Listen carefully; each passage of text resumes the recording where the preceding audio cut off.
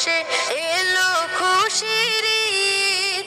তুই আপনাকে আজ বিলিয়ে দে শোন আসমানি তাগিদ। রমজানের ওই রোজার শেষে এলো খুশির ঈদ। আপনাকে আজ বিলিয়ে দে শোন আসমানি তাগিদ। তোর সোনা দানা বালা খানা সব রাহে লিল্লাহ। তোর সোনা দানা বালা খানা সব রাহে লিল্লাহ। দে যাকাত মুর্দা মুসলিমে